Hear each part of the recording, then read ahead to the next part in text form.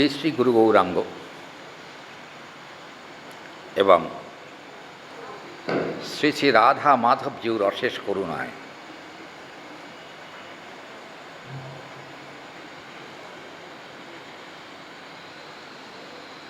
শ্রী ঊর্জব্রত বা নিয়ম সেবা উপলক্ষে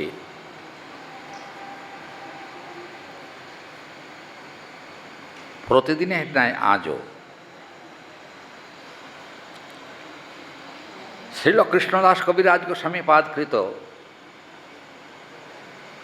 গোবিন্দ লীলামৃতম গ্রন্থ অবলম্বনে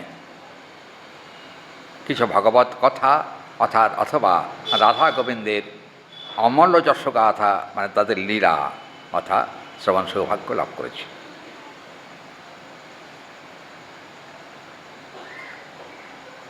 রাধারানী কালকে আমরা শুনছিলাম, রাধারানী এবং গোবিন্দ বিশ্রামে আছেন। এদিকে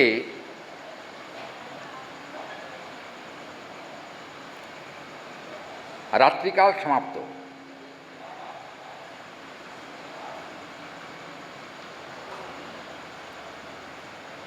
কিন্তু রাধা গোবিন্দের নিদ্রাভঙ্গ হচ্ছে না।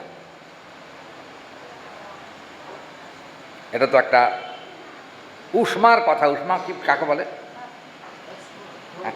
হ্যাঁ, ঠিক ক্রোধ বলা যাবে না। আমাদের স্মৃতিশাস্ত্রে একটা কথা আছে যে মেঘাম বরং যস্মাৎ বর্ষণ উপযোগী ভাবনায় উষ্মা সমুৎপন্না রতিং নস্যাৎ প্রাথমিকং ভবেৎক্রম। কথাটা খুব মনোযোগ দিয়ে শুনুন। উষ্মা মানে রাগের পূর্বাবস্থা, মানে ক্রোধের পূর্বাবস্থা। সীমিত ক্রোধ বলা যায়। রাগ সম্পূর্ণ প্রকাশ হয় নাই, কিন্তু প্রকাশ হব হব মনে হচ্ছে, একে বলা হয় উষ্মা। এগুলো সংস্কৃতির দিক তো, এগুলো একটুখানি ভেবেচিন্তে কথা না বললে ভুল বলা হয়ে যাবে। এখন রাধারানী আর গোবিন্দ তো বিশ্রামে আছেন। বৃন্দাদেবী তিনি কিন্তু চিন্তিত। কেন? রাধা গোবিন্দ যে কুঞ্জে বিশ্রাম করছেন, সে কুঞ্জ কিন্তু নিভৃত, মানে গোপন। ভয় কাকে নিয়ে? হরি বল। ভয় কাকে নিয়ে বলেন তো? হ্যাঁ, আশেপাশের লোক না, দুজনকে ভয়। এক হলো যশোদাকে ভয়, গোপাল এত রাত্রি শেষ হয়ে গেলে এখনো এলো না কেন, এটা একটা ভয়। আর আরেকজনকে ভয় করে কে বলেন তো? রাধারানী। কাকে ভয় করে? আয়ান। আয়ানকে ভয় করেন। তার সঙ্গে আরো দুজন আছেন, জটিলে আর কুটিলে, বুঝছেন? এরা আছে কিন্তু এই আয়নের সঙ্গে। জটিলাকে যে কখনো সোজা পথে চলতে জানে না, সর্বদাই কিন্তু পেঁয়াজ লাগিয়ে রেখেছে জটিল। কুটিলাকে হরিবল, যার ভেতরটা সবসময় কুটকুট করে। কুটকুট করে কেন জানেন? কোন জায়গায় কৃষ্ণের দোষ, কোন জায়গায় রাধারানীর দোষ, এই দোষ দর্শনের ম্যানেজার, সোজা কথা, বুঝছেন? দোষ দর্শনের ম্যানেজার। এরা কিন্তু রাধা গোবিন্দের গুণ কখনো দেখে না, এর সর্বদাই দোষ দেখে। কিন্তু এদের আর কতটা সহ্য সামর্থ্য আছে? তার থেকে কোটি কোটি গুণ বেশি সহ্য সামর্থ্য হল গোবিন্দের লীলার সহায়কারিণী বৃন্দাদেবী। তিনি দেখলেন প্রাতঃকাল প্রায় সমাগত, এখানে উষকালম বলা আছে। উষাকাল, উষাকালটা কি?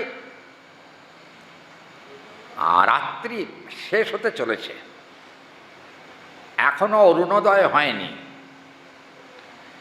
সেই যে অরুণোদয়ের পূর্বাবস্থার অবস্থান হলো উষাকাল। এখানে বলা হলো, একটু ধৈর্য ধরতে হবে, কারণ আগে বলেছি সংস্কৃত বেশি শুনতে হবে, কারণ এই প্রসঙ্গটা বলতে গেলে সংস্কৃত না বললে বেশ মজা হবে না। আমারও বলতে মজা লাগে না, আপনাদের কতটা মজা লাগে জানি না, কিন্তু বলতে তো হবেই, প্রসঙ্গটা সংস্কৃতের মধ্যেই আছে। কথা হলো যে এবার কি হলো, রাধা গোবিন্দ বিশ্রামে আছেন।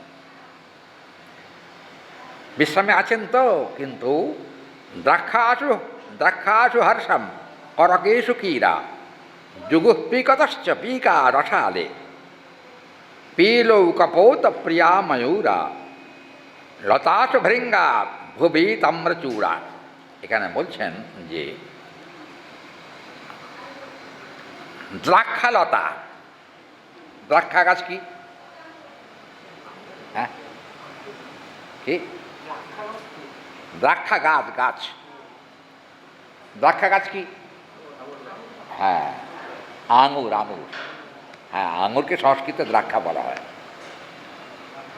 দ্রাক্ষা, এখন এই যে দ্রাক্ষা গাছটা এখানে করেছেন কি, দ্রাক্ষা গাছে কিন্তু সারি সুখ বসে আছে। বৃন্দাদেবী তাদেরকে আগেই কালকে সব সংখ্যা ঘোষণা আছে, বৃন্দাদেবী তার আদেশ দিয়ে দিয়েছে না যে তোরা গিয়ে ডাকাটাকি আরম্ভ কর। এখন ডাকাটাকে আরম্ভ কর বলে, হ্যাঁ। দেখবেন এখানে দাড়িম্ব বৃক্ষ কাকে বলে? হ্যাঁ, এই জানেন ভালো, লাল, লাল তো নাকি? ভুল বলছি কি?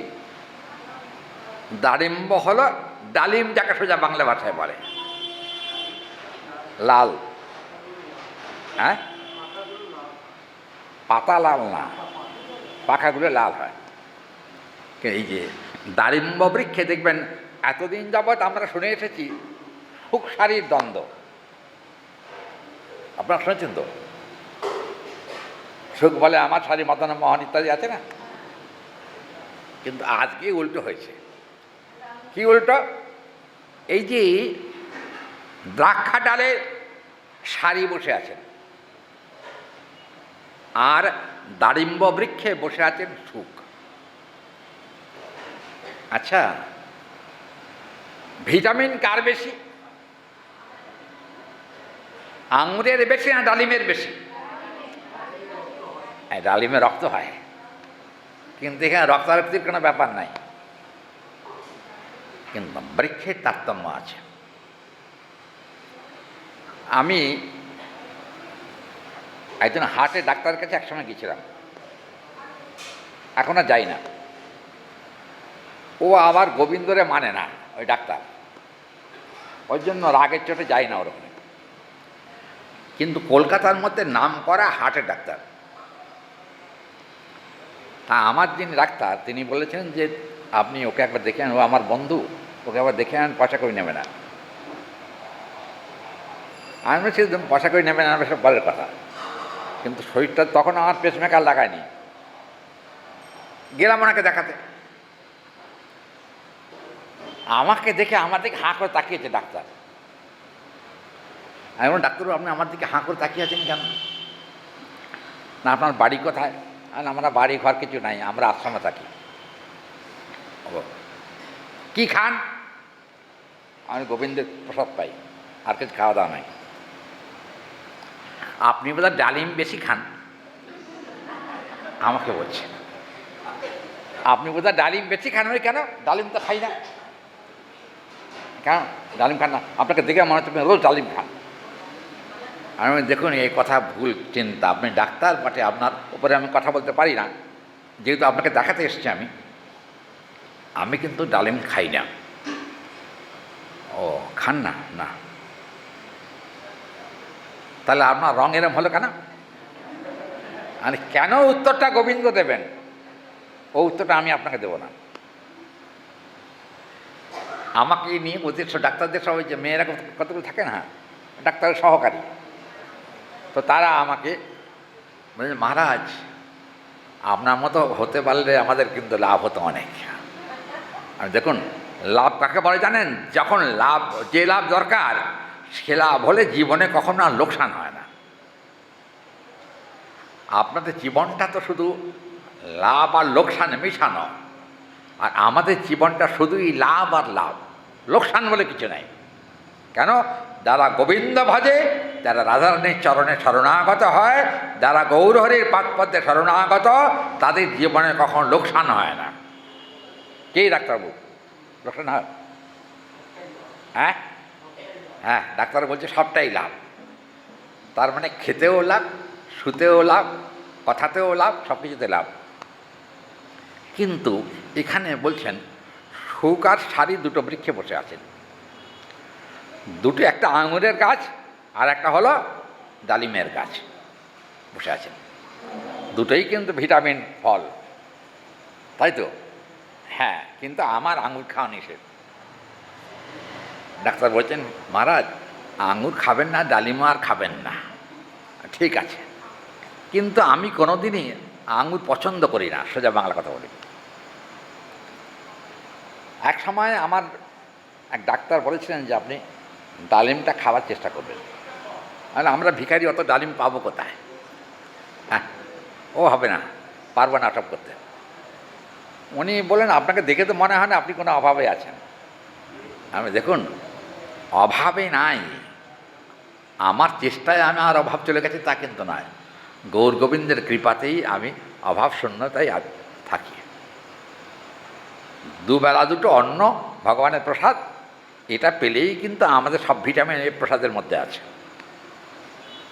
যাই হোক, এই যে কী করলো জানেন? এই যে আপনার পিলু গাছ দেখেছেন? পিলু গাছ, পিলু বৃক্ষ দেখেছেন? পিলু বৃক্ষ দেখেছেন আমরা কেউ? কি হরি বল? পিলু বৃক্ষ কে দেখেছেন? বৃন্দাবনে আছে, বৃন্দাবনে পিলু গাছ আছে। এখন এই পিলু গাছে বসে আছে কপোত আর কপোতী। কপোত কাকে বলে? পায়রা। তার মানে তারা স্বামী স্ত্রীতে বসে আছে, কপোত আর কপোতী। এরা বসে আছে। এরা কি করছে না, এখানে বলা হয়েছে যে কদম্ব বৃক্ষে ময়ূর বসে আছে, ময়ূর আর ময়ূরী। একটা জিনিস লক্ষ্য করবেন, সবই কিন্তু জোড়া জোড়া, তাই নাকি? কপোত কপোতী, ময়ূর ময়ূরী, আর দ্রাক্ষাটা কে আছে? দ্রাক্ষা দারিম্বে, সারি আর সুখ, হ্যাঁ, দুজন আছেন। এরা সব কিন্তু বসে আছেন। কিন্তু আরেকটা কথা এখানে বলা আছে, বিভিন্ন গাছে ময়ূর, কিন্তু বৃন্দাবনে প্রচুর ময়ূর আছে, আমরা এখনও গেলে সে ময়ূর দেখতে পাই। কিন্তু তার সঙ্গে দেখা গেল লতা গহনে, গহনে মানে বনে, যেখানে লতাপূর্ণ স্থান, সেখানে কিন্তু ভ্রমরও আছেন। শুধু একা ভ্রমর না, ভ্রমর আর ভ্রমরী ওরাও আছে। ওরা কী করছে না, কি জানেন? বললেন যে ধরাতলে, ধরা একটা বৃক্ষের নাম, ধরা একটা গাছ। ধরা শব্দের একটা অর্থ আছে, ধরা শব্দের একটা অর্থ হলো পর্বত, পাহাড়। আমরা যদি পাহাড়ও চিন্তা করি এ বিষয়ে, তাতেও কিন্তু অত্যুক্তি হবে না। কেন না, এরা সব এক জায়গায়, একটা পাহাড়ের চারিদিকে এই গাছগুলো, এই গাছে বিভিন্ন প্রকারের পক্ষী জোড়ায় জোড়ায় বসে বৃন্দাদেবীর নির্দেশে তারা কিন্তু সসরবে ডাকতে আরম্ভ করলেন। সসরব মানে যার যেমন শব্দ। ময়ূরের শব্দ তো এক নয়। কি ময়ূরের শব্দটা কিন্তু কী বলে ডাকা বলেন তো ময়ূর? হ্যাঁ, আরে আমি একবার পাঠে বলেছিলাম কেকা, বুঝছেন? সেখানে একজন ভদ্রলোক বসেছিলেন, তার নাম নাকি কেকা, বুঝছেন? আমাকে বলেন আমি না। বাবা তোমার নাম তো কেকা, তুমি কি কেকা বলে ডাকো? কিন্তু দেখবেন ময়ূরের শব্দের মধ্যে কতগুলো মাধুর্য আছে।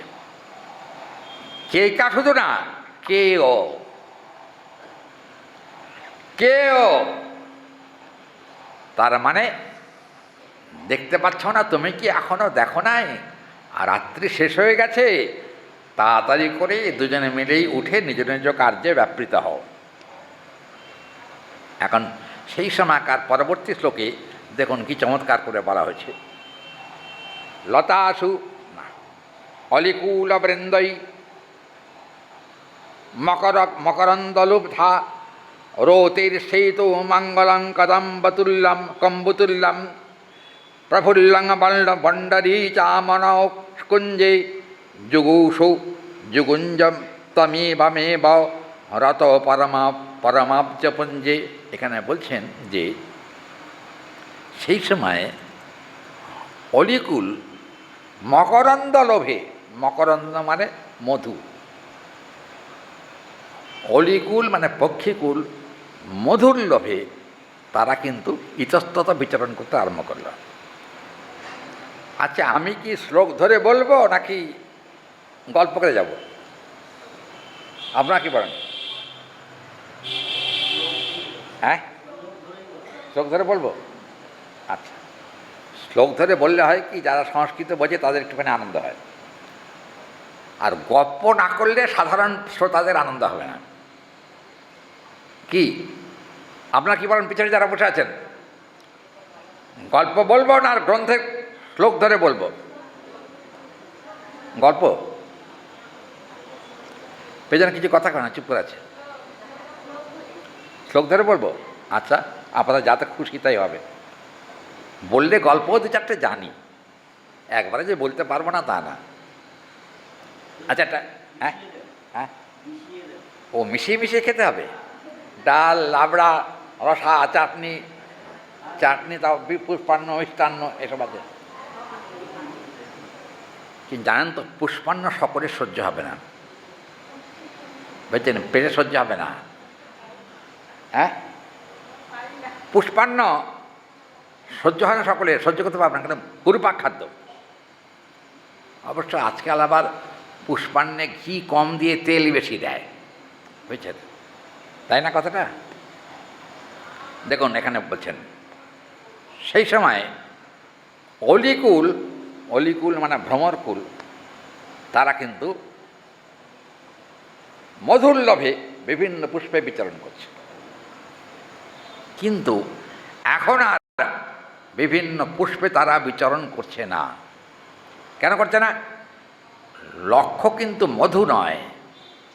হ্যাঁ, মধু একটা আছে। কি মধু? গোবিন্দের চরণ মধু, ওইটা প্রাপ্তির আশা। আজকে অলিকুল তারা কিন্তু মকরন্দ লোভে আকুল হয়ে প্রফুল্লিত চিত্তে কমল কাননে বিচরণ করবার জন্য ইচ্ছা করলেন। কমল মানে পদ্ম, কিন্তু এখানে পদ্ম বন বলা হয়নি, এখানে কিন্তু কানন শব্দের প্রয়োগ। কমল কানন, আচ্ছা, কানন মানে পদ্ম বন, তাই তো? কিন্তু এখানে তো পদ্মও নাই, তার বনও নাই। কি আছে? হ্যাঁ, পদ্ম আঁখি আছে। পদ্মের মতো টানা টানা গোবিন্দের চোখ। গোবিন্দের টানা টানা চোখ দেখে থাকতে না পেরে মনে মনে ভ্রমরকুল বলছে, পদ্মবনে আজকে আর যাব না, তাহলে আমরা এখন গোবিন্দের বদন কমলে বসে বদন কমলের মধু পান করব। বদনটা হলো কমল, কিন্তু একটা কথা, নয়ন ভৃঙ্গ, একটু বলি, নয়ন ভৃঙ্গ সদা সশৃঙ্গ বিগত সন্নত ভাবত বৃঙ্গ আগত স্বাগত পরম বৃন্দ গোবিন্দ বদন কমলম। এখানে বলছেন গোবিন্দের মুখকমল, যেটা বদন কমল, এটা বড় মাধুর্যমণ্ডিত স্থান। শুধু যে ভ্রমর লালায়িত হয়ে ছুটছে তা নয়, তাহলে ভকত পুঞ্জ চলিল কুঞ্জ স্বাগত আগত গোবিন্দ ভৃঙ্গ প্রেমানন্দ হই প্রেমানন্দ সহি প্রেম সারস ভাগলি। এখানে বলছেন এই যে পদ্মবনে তো মধুকর থাকে, ভ্রমর থাকে, মধু পান করে, কিন্তু আজকে মধুকর কিন্তু পদ্মবনে নাই। আজকে গোবিন্দের বদন মধু পান করবার জন্য তারা লালায়িত হয়েছেন। তাতে কি হলো? উষ ভাবস সংক্রান্তমে বা দীপম। এখানে শ্লোকে বলা হয়েছে কিরকম না, সেখানে রতি বোঝেন, রতি, রতির স্বামীর নাম কি? হ্যাঁ, কি কয়? শুনতে পাচ্ছি না। কামদেব, তাই তো? সহজ ভাষায় যাকে মদন বলা হয়। রতি হল স্ত্রীলিঙ্গ, কামদেব হচ্ছেন পুংলিঙ্গ।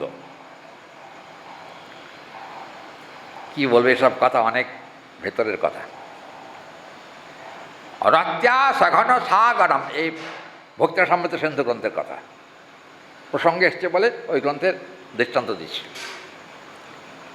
ভস্ত্রা সাগর সঙ্গমম তৎ নদ্যা পুলকতং সদা, দৃষ্টান্ত আছে। সাগর দেখলে কিন্তু নদীর আনন্দ হয়, হয় না? সে তখন কি করে? আঁকা বাঁকা পথে গিয়ে সে তখন সাগরের সঙ্গে নদী মিশতে থাকে। সাগর কিন্তু পুরুষ, নদী হলো নারী। স্ত্রীলিঙ্গটা নদী, নদী হলো নারী। কি হলো? নদীরূপী নারী সাগররূপী পুরুষের সঙ্গে মিশতে চাইছে। আজ এখানে কি করে কি বলা যাবে? বললেন যে দেখুন, আচ্ছা এখানে কিন্তু একটা শব্দ প্রয়োগ হয়েছে। শব্দটা হলো যে লতাগহন দেবাত্তরঙ্গ রতি বিনা মঙ্গলেন শঙ্খধ্বনিং সর্বত কারকম। সন্ধেবেলা আপনার শাঁখ বাজান না সন্ধে হলে? কিন্তু একটা কথা এখানে বলা হয়েছে যে রতি হলো শঙ্খতুল্য। শঙ্খধ্বনি মানে কিন্তু মঙ্গল ধ্বনি, তাই নাকি? আরেকটা কথা বলি, রতির আরেকটা শব্দ আছে। রতি একটা নারী ঠিকই, কিন্তু রতি শব্দের অর্থ হলো আসক্তি। আসক্তি যতক্ষণ কৃষ্ণচরণে সমাগত না হয় ততক্ষণ পর্যন্ত গোবিন্দচরণ দর্শন সুদূর পারা হতো। আসক্তি আসতে হবে। দেখবেন অথা আসক্তি, ভক্ত সমৃদ্ধ সিন্ধু গ্রন্থে, অথা আসক্তি তথা ভাব তথা প্রেমাভ্যুদঞ্চতি। অথাশক্তি মানে আসক্তি, আসক্তির পর হলো ভাব, ভাবের পরে হলো প্রেম। আচ্ছা, এই যে এখানে বলা হয়েছে শঙ্খধ্বনি যেমন মঙ্গলকারক, গোবিন্দচরণে আসক্তিটাও কিন্তু ভক্তের জীবনে মঙ্গলকারক। যদি গোবিন্দচরণে আসক্তির জন্ম না হয় তাহলে কিন্তু হরি বলাটাও বৃথা হয়ে যায়। তবে একটা কথা, মহাপ্রভু একটা কথা বলেছেন। মহাপ্রভু বলেছেন, তোমার যদি রতি না জন্মায়, যতক্ষণ না জন্মায় ভগবানের চরণে আসক্তি যতক্ষণ না জন্মায় ততক্ষণ পর্যন্ত তোমাকে অন্য পথ অবলম্বন করতে হবে না। আর কী করবে? কী করবে? মৃদঙ্গশ্চ সদা ধ্বনি সমাহিতাং সর্বপুরুষমেব চ আনন্দধ্বনিষ্যাৎ সর্বাণি হরে গুণানুকীর্তনম। এখানে বলছেন হরে গুণানুকীর্তনম। তোমার ভিতরে এখনও প্রেম সঞ্চারিত হয় নাই। যতক্ষণ পর্যন্ত প্রেম সঞ্চারিত না হয় ততক্ষণ মৃদঙ্গ করতালের সঙ্গে প্রেমানন্দে হরি বলে নাচতে থাকো, আর কিছু দরকার নেই। প্রেমানন্দে শুধু হরি বললে কি প্রেম হয়? হয় কি? শুধু হরি বললে প্রেম হয়? কৃষ্ণলীলা পর্যন্ত হরি বললেও প্রেম হতো না। গৌরলীলা এসে হরি একবার হরি বললেই প্রেম। কি হরি বল? আমরা কাকে চাই? গোবিন্দকে চান না গৌর হরিকে চান? সাগর ভারত বিভব সামত সমাহিত প্রেম মৃদঙ্গ ভারত প্রেমানন্দে যদি গাওত সবে হাস্ত তুলি সবে প্রেমানন্দে জাগে।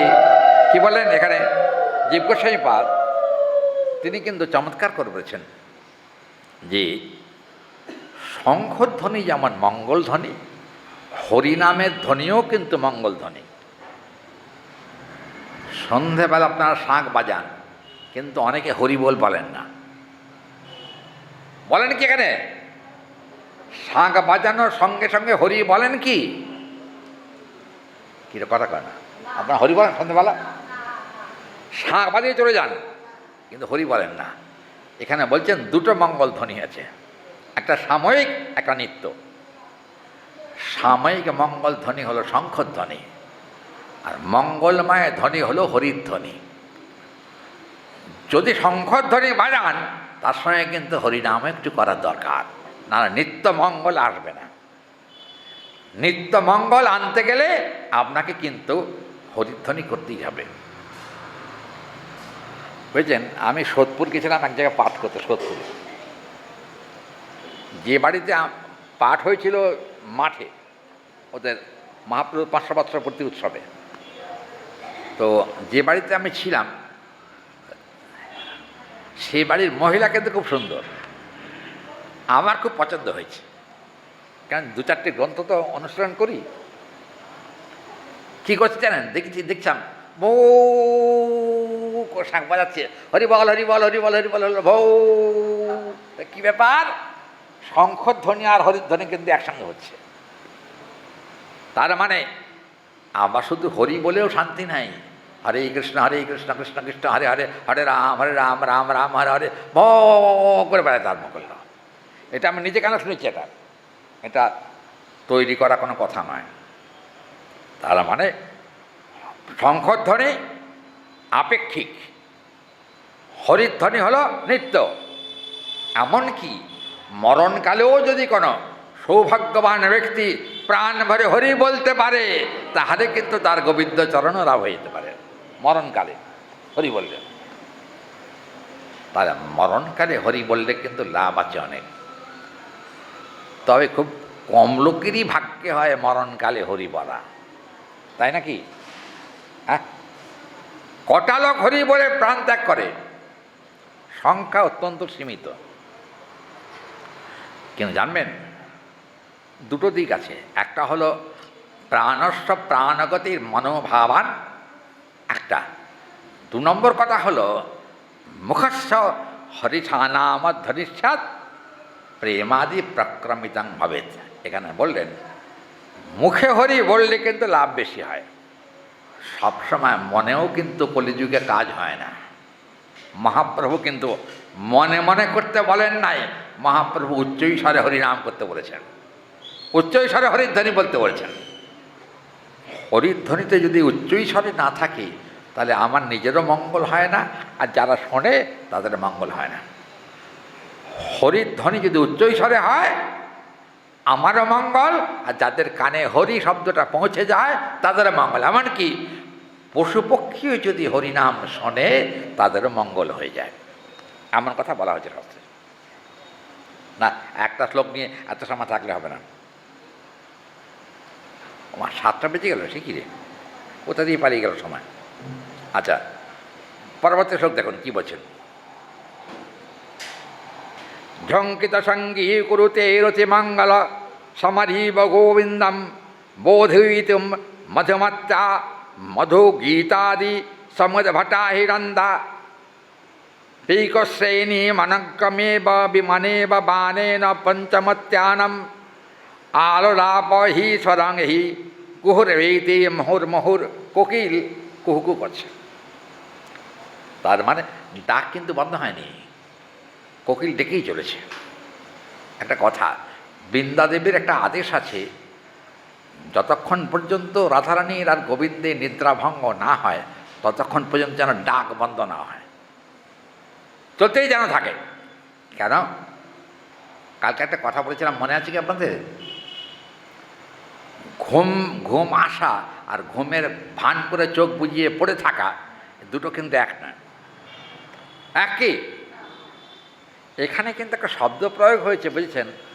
গোবিন্দের কিন্তু আসলে ঘুমটা ভাঙা ভাঙা ভাব হয়েছিল, কিন্তু গোবিন্দ চোখটাকে টিপে শুয়ে আছেন।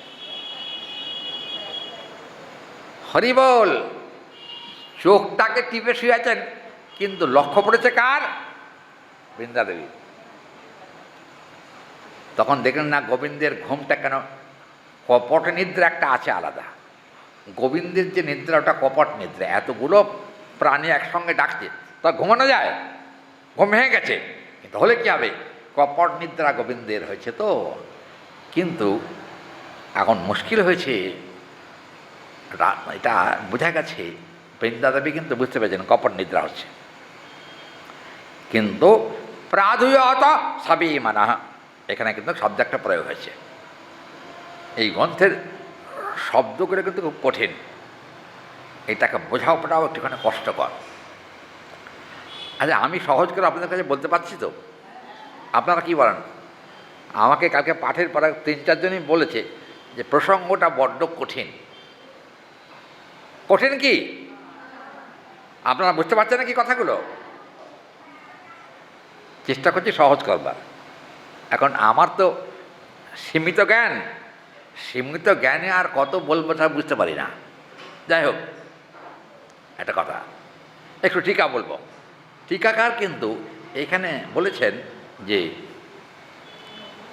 এখানে মঙ্গলের জন্য, রতিপতির মঙ্গলের জন্য, রতিপতি মানে কৃষ্ণ, একদিকে রতির পতি হল মদন, আর একদিকে রতিপতি শব্দের অর্থ কৃষ্ণ। অর্থটাকে দুভাগে ভাগ করা হয়েছে। রতিপতি মানে কৃষ্ণ, এ কথা হয় কি করে? কি হওয়ার কথা নয়, কিন্তু রতি মানে গোবিন্দচরণে আসক্তি। গোবিন্দচরণে আসক্তি হলে রতিপতির কৃপাটা কিন্তু অনায়াসই পাওয়া যায়। দেখবেন যথা আসক্তি তথা ভাব তথা প্রেম বোধঞ্চতি, একটু আগে বললাম না, রতি হলেই কিন্তু প্রেমের আভাস পাওয়া যায়। রতিতে গোবিন্দচরণে ভালোবাসা উৎপন্ন না হলে সেখানে কিন্তু প্রেমের সম্ভাবনা থাকে না। কিন্তু যদি রতিটা ঠিক থাকে, আসক্তি যদি ঠিক থাকে, তাহলে কি হয়? আসক্তি ঠিক থাকলে তাহলে কিন্তু প্রেমের একটা সম্ভাবনা থাকে। আসক্তি না থাকলে প্রেম হবে না। ওই জন্য এখানে কিন্তু পরের শ্লোকে এসে বলে দেওয়া হয়েছে যে বন্ধুতে রঙ্গে কুরুতে রতি মারঙ্গ বল্লরী গোবিন্দম বোধত মধুমত্তা মধু পীতা উদ্ভট কারণম আনন্দম পিকস্যেনি মনজ্ঞস্য বীনেব ব্যক্ত পঞ্চমম। আর আলোলাপ সরংতাং কুহুরেতে মুহুর্মুহুর। কুহুরেতে মুহুর্মুহুর, কোকিল কিন্তু কুহুরব ছাড়েননি, মুহুর্মুহুর ডাকছেন একেবারে একসঙ্গে ডেকে চলেছেন। কিন্তু একটা কথা এখানে বলে দেওয়া হয়েছে যে ভ্রমরী যারা,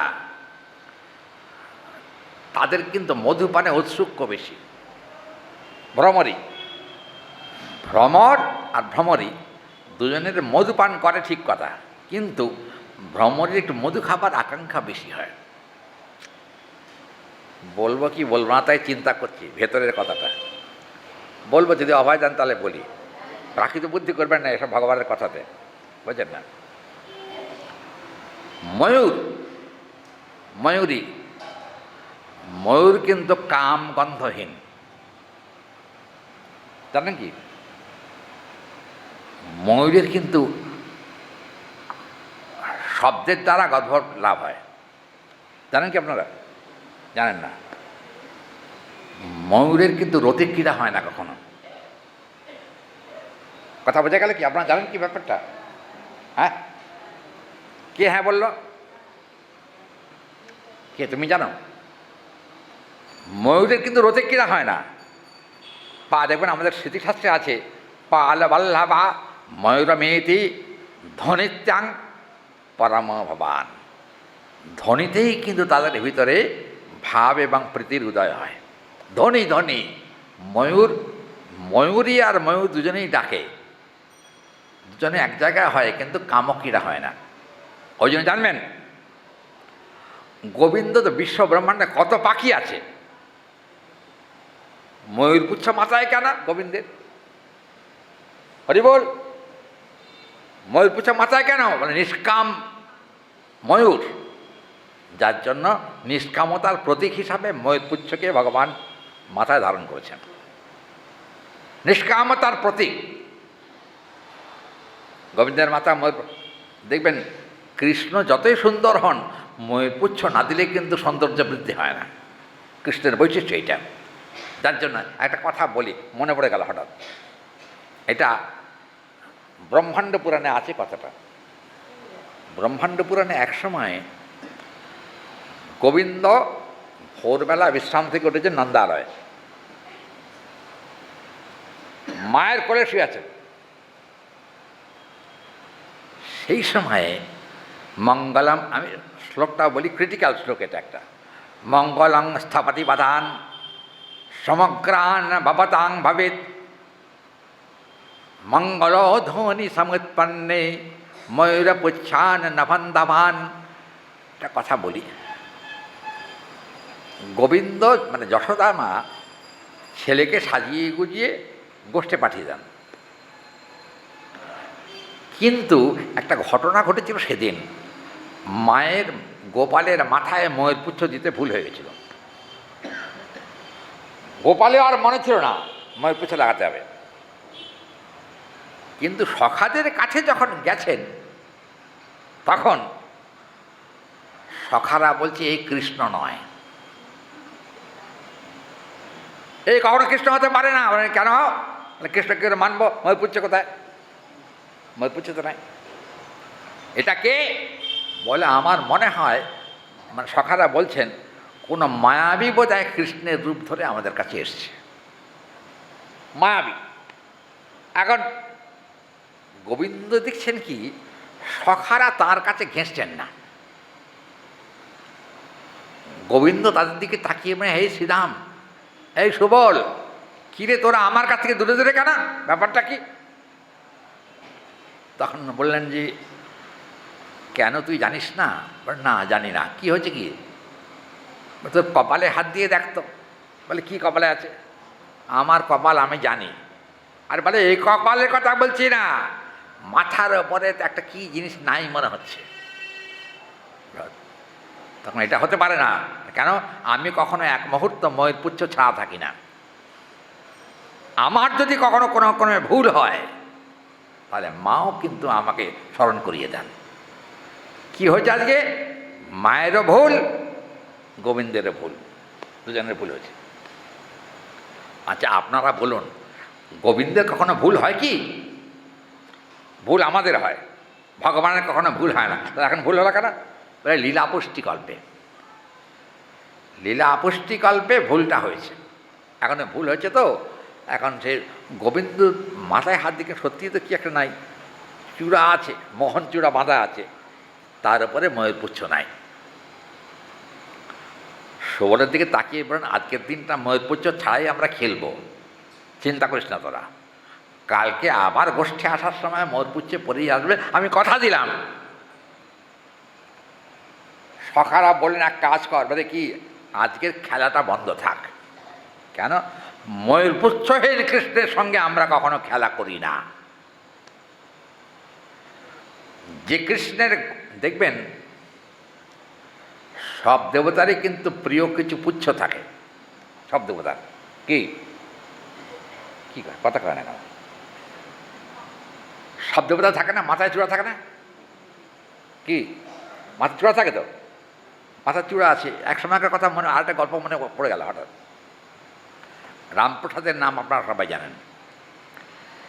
রামপ্রসাদ কিন্তু ত্রিবিক্রম মণ্ডলম, রামপ্রসাদের নিজের লেখা শ্লোক, ত্রিবিক্রম মণ্ডলং ভাবম ন তৎপুচ্ছৈক স এব কালিকা। তার মানে মা কালী আছেন, কিন্তু তার পুচ্ছ ছিল না। পুচ্ছ মানে বুঝেছেন? চূড়াতে কোনো, ওটাকে কী বলে, এটা ময়ূরপুচ্ছ বলা হয়, কিন্তু কৃষ্ণ ময়ূরপুচ্ছ পারেন, মা তো আর ময়ূরপুচ্ছ পারেন না। পারেন? মার কোনোদিন দেখেছেন ময়ূরপুচ্ছ? কোনোদিন না। তিনি কিন্তু ত্রিরং বিশিষ্ট পুচ্ছ ধারণ করেন, তিনটে রং। মা কালীর তিনটে রঙের পুচ্ছ আছে, একটা হলো সাদা, একটা হলো লাল, তমসা বর্ণাত্মং লভনীয়ত্বং লালম। এখানে বলছেন মা কালীর ভেতরে কিন্তু তামসিকতাও আছে, আছে না? শাস্ত্র কিন্তু কথা, আমি কিন্তু পুরাণের কথা বলছি। এখন তিনটে রঙের পুচ্ছ মা কালীর থাকে। এখন হয়েছে কি, এক সময় মা কালীর মস্তকে পুচ্ছ ছিল না। রামপ্রসাদ মায়ের দিকে তাকিয়ে বলেন, মা তোর কপালে পুচ্ছ নাই কেন? পুচ্ছ কোথায় ফেলে এসেছিস? মা তখন তাকিয়ে বলেন, রামপ্রসাদ এক কাজ কর, পুচ্ছটা আমি ফেলে এসেছি এ কথা সত্য, ভুলে চলে এসেছি, কিন্তু আমি জানি তোর কাছে পুচ্ছ আছে। কি পুচ্ছ? দেখুন, মায়ের সঙ্গে রামপ্রসাদ ভক্তের সঙ্গে কথা হচ্ছে, তো মায়ের সঙ্গে কি কথা হচ্ছে? মা তখন বললেন, তুই এক কাজ কর, তিনটে পুচ্ছ আমার জন্য নিয়ে আয়, যেখান থেকে পারিস। আমার মনে মনে ইচ্ছা হয়েছে তুই আজকে আমাকে পুচ্ছ পরিয়ে দিবি, আমার ইচ্ছা হয়েছে। রামপ্রসাদের মনে খুব আনন্দ হলো, আহ কি সৌভাগ্য আমার। বলে, কেন? আজকে আমি মায়ের মস্তকে পুচ্ছ দান করতে পারবো। খুব আনন্দ হলো। হতে কি হলো? কিন্তু একটা কথা, মায়ের কপালে পুচ্ছ পরাবেন বলে মস্তকে রামপ্রসাদ গেলেন, পুচ্ছ নিয়ে এলেন, কিন্তু মায়ের দিকে তাকিয়ে একবার রামপ্রসাদ বলেন, মা। হ্যাঁ বলো, কি বলছো? বলে, বলছিলাম কি, কৃষ্ণের পুচ্ছের যত সৌন্দর্য আছে তোমার পুচ্ছের কিন্তু অত সৌন্দর্য নাই। কি হরি বল? ময়ূর পুচ্ছের মতো এত সুন্দর পুচ্ছ কি আর কোথাও আছে? আপনার জানা আছে কি? জানা নেই। এখন ময়ূর পুচ্ছ তো নাই, তিনটে রং দিয়েছেন। মা কালী বললেন যে আমি কালকে দেখব যদি আমার ছেলেটা আমার দিকে তাকায়। মানে রামপ্রসাদ তিন রঙের পুচ্ছ দিয়েছে, তাতে উনি খুশি না, কৃষ্ণের মতো পুচ্ছ পড়লে ভালো হয়। তখন রামপ্রসাদ কী করলে জানেন? রামপ্রসাদ ওই পরের দিন একটা ময়ূরপুচ্ছ নিয়ে মায়ের মাথায় পরে দিয়েছেন। মা পুচ্ছটা পড়ার সঙ্গে সঙ্গে মায়ের শরীর খারাপ হতে আরম্ভ করলো। ও, মায়ের শরীর খারাপ হতে আরম্ভ করলো। কি ব্যাপার, শরীরটা কেন আনচান করছে কেন? তখন রামপ্রসাদ তাকিয়ে বলেন, কেন তোমাকে তো ময়ূর পুচ্ছ দিচ্ছে, সুন্দর পুচ্ছ। দেখ বাবা, গোবিন্দের মস্তকের ময়ূর পুচ্ছ আমার ধারণের কোনো যোগ্যতা নাই। যদি গোবিন্দ কখনো আমাকে আদেশ করেন তবে চেষ্টা করে দেখতে পারি। তোর কৃত্রিম পুচ্ছ আনবার কোনো দরকার নেই, সেটা আমি ধারণ করতে পারবো না। তখন বললেন, রামপ্রসাদ বলেছেন যে আমি তখন কৃষ্ণের কাছে গিয়ে এই পুচ্ছটা পরিয়ে দিয়ে আসবো।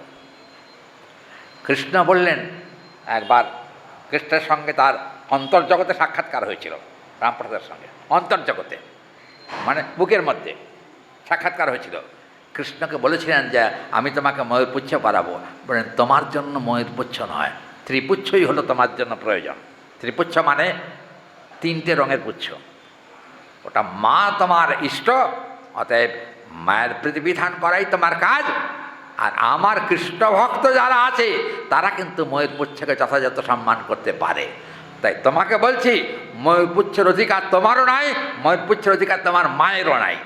অতএব ময়ূরপুচ্ছবিহীন কৃষ্ণ কিন্তু কখনো স্বয়ং ভগবান কৃষ্ণরূপেও গ্রহণ করা যায় না। কি করা যায়?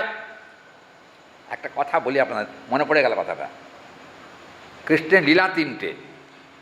একটা হলো ব্রজলীলা, 2 হলো মথুরা লীলা, 3 হলো দ্বারকা লীলা। 3টে লীলা।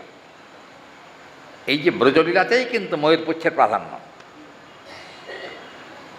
ব্রজলীলাতেই ময়ূরপুচ্ছের প্রাধান্য আছে। তাই বলে কি কৃষ্ণ কিন্তু কোনোদিন মথুরা লীলা এবং দ্বারকা লীলাতে ময়ূরপুচ্ছ ত্যাগ করেন নাই। কেন বলুন তো? দেখবে একটা শ্লোক আছে ভাগবতে, চমৎকার শ্লোক। ব্রজলীলয়া সমুৎপন্যা উচ্ছাদি সৌন্দর্যকম ভবান গোবিন্দ করবল্লভম ধারয়েত তম প্রেমানুবর্তন সুন্দরতম। এখানে বলছেন বৃন্দাবনে ময়ূরপুচ্ছ পড়লে কৃষ্ণের যে সৌন্দর্য বিকশিত হয়, দ্বারকা লীলায় বা মথুরা লীলায় এত সৌন্দর্য বিকশিত হয় না।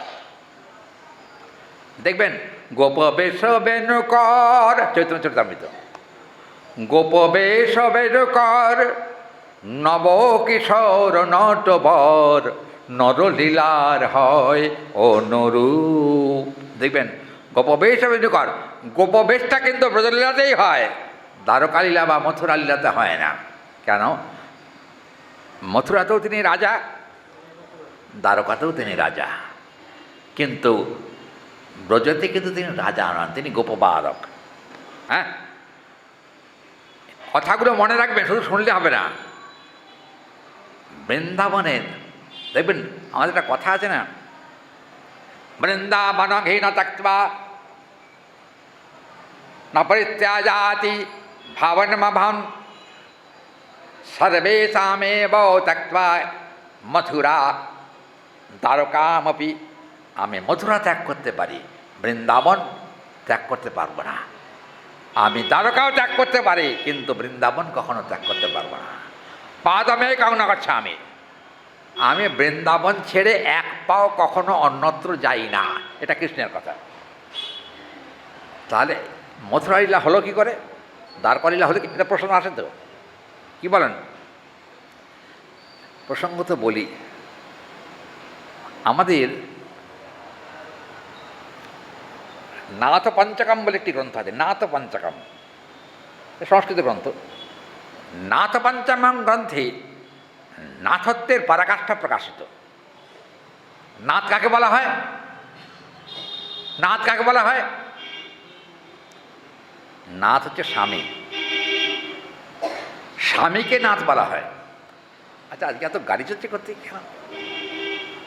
ও পর গাড়ি চলে যাচ্ছে, বিয়ে বাড়ি নাকি? কিন্তু কার্তিক মাসে বিয়ে হয় না,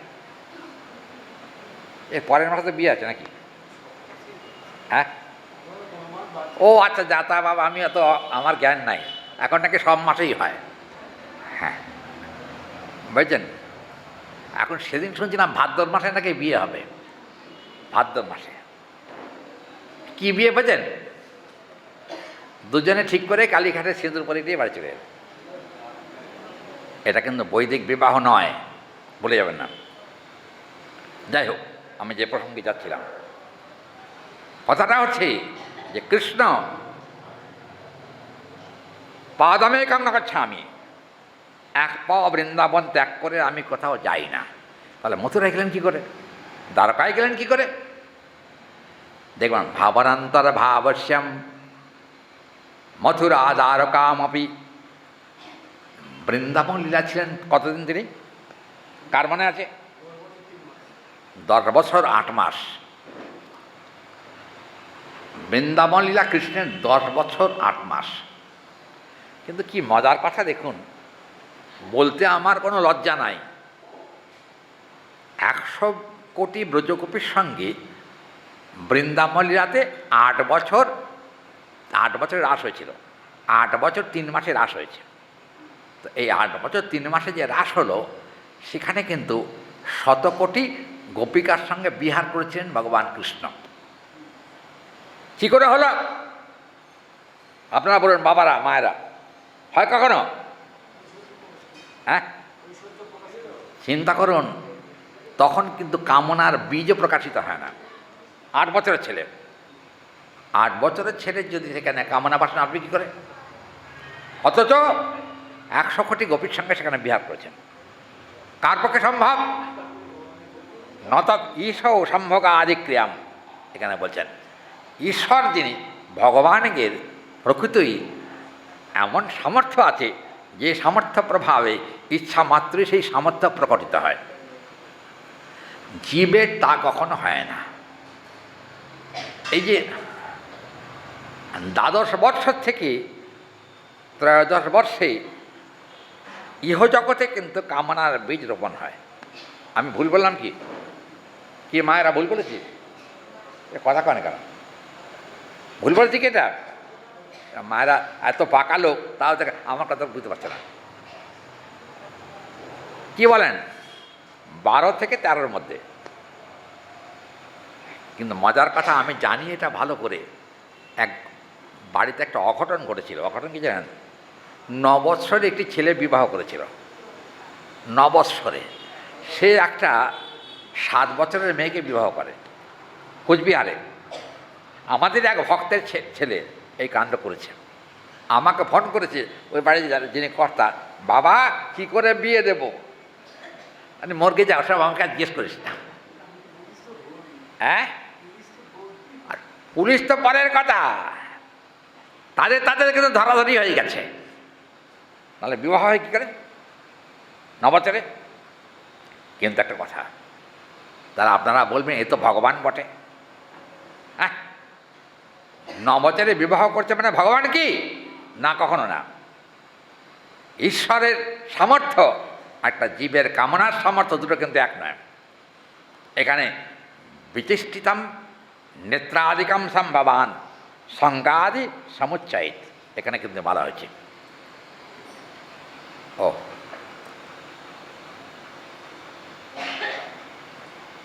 10 মিনিট আছে কেন? হ্যাঁ, 7:20। যাই হোক, আর দেখুন এখানে আমি যে কথা বলতে চাচ্ছিলাম, সেখানে মূল কথা হলো যে ভগবান জীবের সঙ্গে তার সামঞ্জস্য কখনো হবে না। ঈশ্বরের সামর্থ্য আর জীবের সামর্থ্য কখনো এক হয় না। একটা অনুচৈতন্য, একটা বিভু চৈতন্য। অনুচৈতন্য হলো অত্যন্ত ক্ষুদ্রাতে ক্ষুদ্র। দেখবেন বেদান্তে আছে কি সঞ্চ শতভাগস্য শতভাগেন কল্পিতা, এটা হলো বেদান্তের কথা।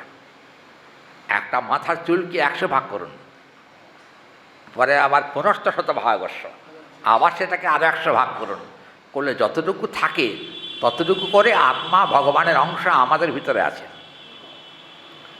আর কৃষ্ণ কিন্তু আত্মস্বরূপ। আমাদের বডি অ্যান্ড সোল আর ডিফারেন্ট। আত্মা এবং দেহটা কিন্তু আলাদা। গোবিন্দের কিন্তু তা নয়। গোবিন্দের দেহই আত্মা, আত্মাই দেহ।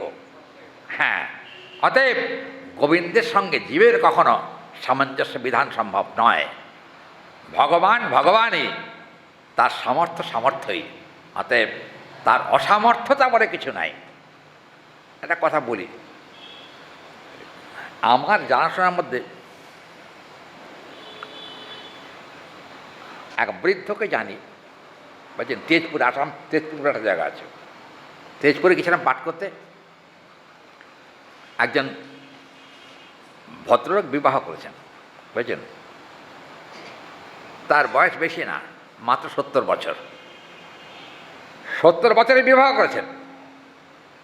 কি সে সংসার করবে বলুন তো? কি বলেন? দেখুন, জাগতিক জীবের কথা বলার জন্য এই কথাটা বললাম। 70 বছরের ব্যক্তির কিন্তু ইন্দ্রিয়ের সামর্থ্য চলে যাওয়ার কথা, থাকার কথা নয়। কিন্তু ভগবান কৃষ্ণ স্বামী বা প্রবর্তনম, এখানে কিন্তু বলা হয়েছে কৃষ্ণ স্বয়ং ভগবান বলে তার সামর্থ্যের অপলাপ কখনো হয় না। স্বয়ং ভগবানের জন্মের থেকেই কিন্তু তার ভিতরে সর্বশক্তি বিরাজিত থাকে। অতএব শিশুকৃষ্ণের ভিতরেও কিন্তু কাম প্রসঙ্গান ভাগবতাহি এখানে বলছেন। কৃষ্ণ যদি ইচ্ছা করেন শিশু বয়সেও যৌবন সামর্থ্য প্রকটিত করে সেখানে কিন্তু গোপীগণের সঙ্গে বিহার করতে পারেন। এটা কৃষ্ণের পক্ষেই সম্ভব, এটা জীবের পক্ষে কখনো সম্ভব নয়। হ্যাঁ, দেখবেন অনেকে বলেন বৃন্দাবন শুধু মাধুর্যের ধাম, কিন্তু জানবেন বৃন্দাবন শুধু মাধুর্য নয়, ঐশ্বর্য মিশ্রিত মাধুর্য। হ্যাঁ, ঐশ্বর্য আছেই, কারণ ভগবানের ভগবত্তা যেখানে আছে সেখানে কিন্তু ঐশ্বর্য থাকবেই, এতে কোনো সংশয় নেই। অতএব এখানে কিন্তু বলে দেয়া হলো, কি বলেন জানেন? এখানে বলা হলো পাতাটা ছিঁড়ে যাওয়া তার বিপদ বেশি। আচ্ছা, ঝঞ্ঝতি তিলঙ্গি কুরুতে রতি মঙ্গল ঝঞ্ঝকি গোবিন্দম বোধয়তি মধুমন্তম মধু গীতম উদ্ভটানন্দম পিকশ্রেণী মনঙ্কশ্চ বিনমে বৌ ব্যক্তপঞ্চমম রসালাবৌ সদংতারম কুহুমেতি মুহুর্মুহুর। এই শ্লোকটা বললাম একটু আগে। পরের শ্লোক হচ্ছে রতি মধুর পিঞ্জরি নাদভঙ্গিং দধানা মদনো মদন বিকূজম ক্রান্ত পার্শ্বে বিষণ্ণা। দেখবেন ঘুম তখনও ভাঙে নাই, মানে ভাঙানো হয় নাই, মানে অনেকেই চেষ্টা করছেন গোবিন্দের ঘুম ভাঙাবার জন্য। আচ্ছা বলুন তো, ঘুম ভাঙানো এখনও হয় নাই, মানুষ কি কখনো কালকের থেকে আজকে ঘুমিয়ে থাকতে পারে? পারে? সম্ভব? সম্ভব না। কিন্তু কপট নিদ্রা যদি কারোর হয়, না না, কপট নিদ্রাতেও দুদিন শুয়ে থাকা যায় না। থাকা যায়? না খেয়ে না দিয়ে দুদিন শুয়ে থাকা যায়? হবে না তো। কিন্তু ভগবানের লীলার বৈশিষ্ট্য দেখুন, ভগবানের নিদ্রাভঙ্গ হয় নাই। এখানে দুদিনের কথা বলা হচ্ছে না, এখানে কিন্তু গোবিন্দের কপট নিদ্রার বৈভবের কথা বলা হচ্ছে। বৈভবটা কি? ভগবান কৃষ্ণ ঘুম ভেঙে গেছে, কিন্তু মাধুর্য প্রকটের জন্য কি হয়েছে দেখুন।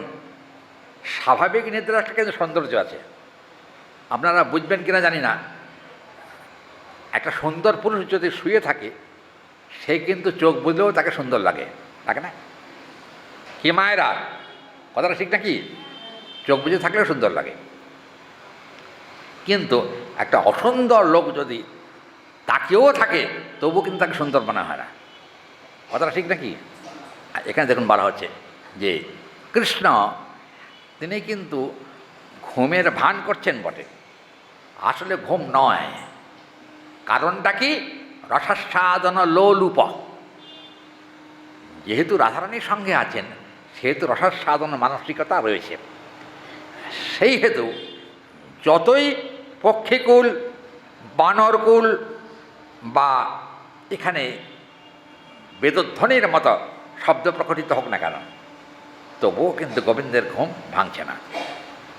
কিন্তু একটা কথা এখানে বলতেই হচ্ছে, কীরকম না, এখানে কিন্তু গোবিন্দেও কি করলেন? রতিমঙ্গল ঝঞ্ঝরিব। দেখুন শব্দটা কত মধুর। রতিমঞ্জরিব, রতি মানে প্রীতি, একটু আগে বলা হয়েছে। রতি যারা যারা জাগাবার জন্য চেষ্টা করেন তাদের সকলেরই কিন্তু রতি আছে। দেখবেন মানুষের শুধু রতি থাকে তা না, পশু পক্ষীরও রতি থাকে, থাকে না? রতি না থাকলে সন্তান জন্ম হতো না, সোজা কথা। কিন্তু এখানে বলা হচ্ছে রতিরিব, তারা মানে এখানে রতি মানে কিন্তু আসক্তি। আসক্তির পক্ষ অবস্থা হলো প্রেম। প্রেম সঞ্চারিত না হলে কিন্তু দেখবেন এই যে মধুর বৃন্দা বিপিন মাধুরী প্রবেশ চাতুরিকা, দেখবেন পদকর্তা বলছেন বৃন্দাবনের যে মাধুর্য অমৃত, সে মাধুর্যের অমৃতের প্রবেশ করবার ক্ষমতা জীবের কোনোদিন ছিল না, কিন্তু প্রবেশ করবার যোগ্যতা দিলেন কে? মহাপ্রভু এসেই কিন্তু এই মধুর বৃন্দা বিপিন মাধুরী প্রবেশ চাতুরী সার বরজ যুবতী ভাবির ভকতি সকতি হইত কার। জানেন কারোর শক্তি হতো না বৃন্দাবনে প্রবেশ করবার, কিন্তু মহাপ্রভু এসে বৃন্দাবনে প্রবেশের অধিকারটা দ্বারটাকে মুক্ত করে দিয়েছেন, দরজা খুলে দিয়েছেন। কেন? এখানে কিন্তু বলেছেন সে কথা যে শঙ্খধ্বনি যেমন মঙ্গল, হরিধ্বনি তেমনি ততোধিক মঙ্গল, আর তার সঙ্গে প্রেমধ্বনি হলো ততোধিক মঙ্গল। প্রেমধ্বনি কি? এখানে কিন্তু শাস্ত্রে বলা হলো সে কথা। দেখুন এখানে টিকাকার বড় চমৎকার করে বলেছেন, যেরকম কপিলেন্দ্র গম্ভীরে নবতাণ্ডুলমেব শান্তকম নির্ভরযোগ্যম কলিহন্দিমেব সর্বকলিত্বং ভবেৎ সর্বাসামেব কিদৃতৌ বাধনীত মধুর বিগড়িতং ধ্বনি নাদ ভঙ্গিং দধানম। নাদ ভঙ্গি মানে নাদ শব্দ হল, নাদ হল শব্দ। দেখবেন শব্দ ব্রহ্ম, এ দেখুন খুলে গেছে, কি মুশকিল হলো। নাদ ব্রহ্ম, কলিযুগে নাদ ব্রহ্ম কি? হরিনাম সংকীর্তন, নাদ ব্রহ্ম। কিন্তু স্বরও কিন্তু নাদ ব্রহ্ম, স্বর বিভিন্ন রকম। দেখবেন 7টা স্বর আছে না? কি 7টা স্বর? কি 7টা স্বর? কি সা রে গা মা পা ধা নি সা, 7টা স্বর। এও কিন্তু নাদ, এরাও কিন্তু ব্রহ্ম। 7টা স্বর, সপ্তস্বর ব্যতীত কখনো কিন্তু সঙ্গীত প্রকাশিত হতে পারে না। এখানে কিন্তু নাদ ব্রহ্মের কথা বলা হলো। কিন্তু সপ্তস্বর থাকলেও নাদব্রহ্ম, তার যদি স্বরজ্ঞান নাও থাকে, সে যদি কেবলমাত্র মৃদঙ্গ করতাল সহ প্রেমানন্দে হরিনাম করতে থাকে, হরিধ্বনি করতে থাকে, তাহলেও কিন্তু নাদব্রহ্মেরই শরণ গ্রহণ করা হলো, নাদব্রহ্মের শরণ গ্রহণ করা হলো। এখানে কিন্তু আমাকে পাঠ শেষ করতে বলছেন তাড়াতাড়ি, আমাদের কষ্ট হচ্ছে বোধহয় শুনতে। যে সবটা ধরেছেন বাংলাটা বলে ছেড়ে দেবো, বুঝলেন?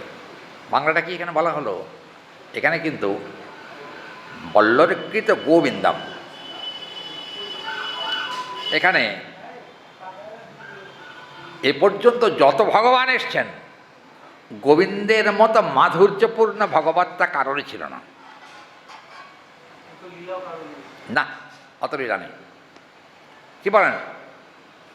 গোবিন্দ যত লীলা করেছেন, অন্যান্য যা মৎস্য কর্ম বরাহ রাম নৃসিংহ পরশুরাম, এরা কি কোনো লীলা করেছেন? আবির্ভাব পর্যন্ত ইতি। কিন্তু গোবিন্দ কতদিন লীলা করেছেন? কতদিন? 125 বৎসর লীলা করেছেন। তার মধ্যে মাধুর্য রসে লীলা হয়েছে কতদিন? একটু আগে হয়েছে 10 বছর 8 মাস। 10 বছর 8 মাস বয়সে তিনি মথুরা যাত্রা করেন। মথুরা যাত্রাতে কিন্তু কুবজয়া কিমন আমরূপমধিকম, ভাগবতের শ্লোক। কুবজার সঙ্গে গোবিন্দ কিন্তু বিহার করেছেন, সংসার করেছেন, বলা হয়েছে। জানবেন দ্বারকার বিস্তৃতি কিন্তু মথুরার থেকে অনেক বেশি। আজকে বলবো না, 7:30 বাজে, তো এখন আরতির সময় হয়ে গেছে। এই পূজা দিয়ে এসছে রে, হরি বল। একটা সংবাদ পাওয়া গেল, মনে ছিল হরিকথার খেয়ালে মনে নেই। আজ রাত্রি 1টার পরে গ্রহণ, সূর্যগ্রহণ। নাকি একজন ফোন করেছে আমাকে, রাত্রি 1টায় নাকি সূর্যগ্রহণ হবে। আমি তোমার মন্ডু হবে, রাত্রি 1টা সূর্যগ্রহণ হয়। হ্যাঁ,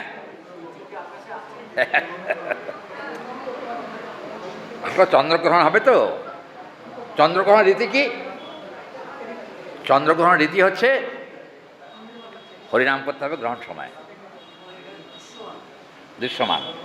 হ্যাঁ, দেখবেন চন্দ্রগ্রহণ গ্রহণে কীর্তন করার বিধান আছে, বা হরিকথা শ্রবণ কীর্তনের বিধান আছে, কিন্তু রাত্রি 1টার সময় কি হরিকথা শুনতে আসবেন? এখানে কেউ আছেন কি? কে কে আছেন রাত্রি 1টায় হরিকথা শুনতে আসবেন? হাত তুলুন।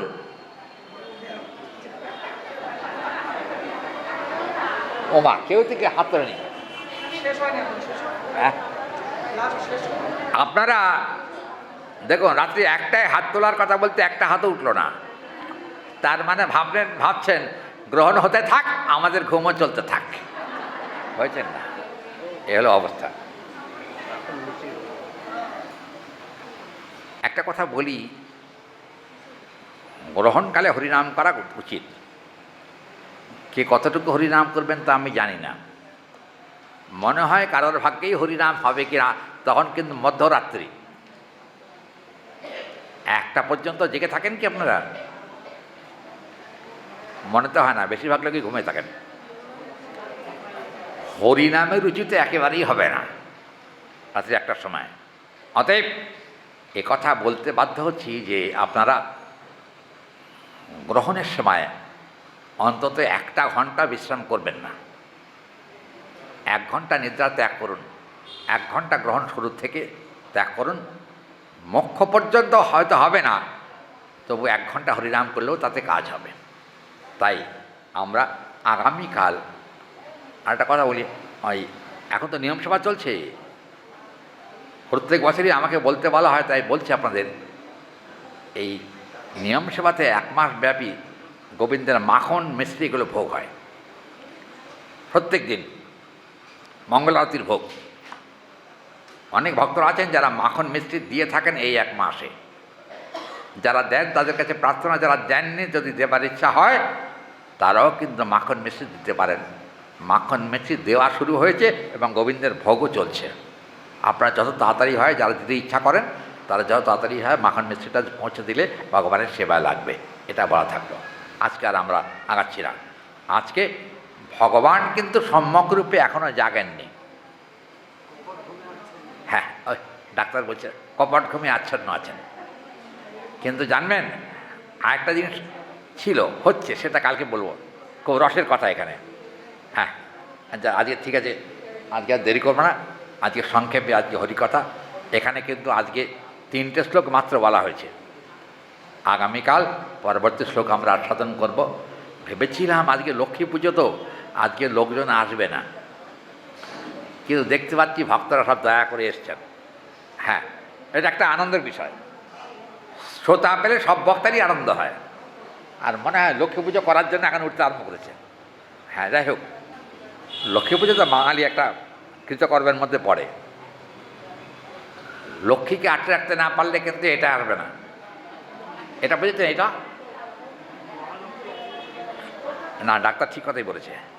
একটা কথা বলি, আমরা কিন্তু লক্ষ্মী পুজো করি না, কিন্তু মহালক্ষ্মীর পুজো করি। মহালক্ষ্মীকে রাধারানী, রাধারানীর ভিতরেই কিন্তু লক্ষ্মী বিদ্যমান আছেন।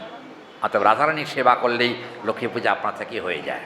ওই জন্য আমরা আলাদা করে লক্ষ্মী পুজো করি না, রাধারানীর সেবা করি, তাতেই লক্ষ্মী পূজার কাজ হয়ে যায় আমাদের। ওই জন্য কিন্তু যারা এখনও পর্যন্ত রাধারানীর প্রতি নিষ্ঠাবান নন তারা লক্ষ্মী পুজো করছেন, আমরা সেখানে নাও করি না। এই আর কি।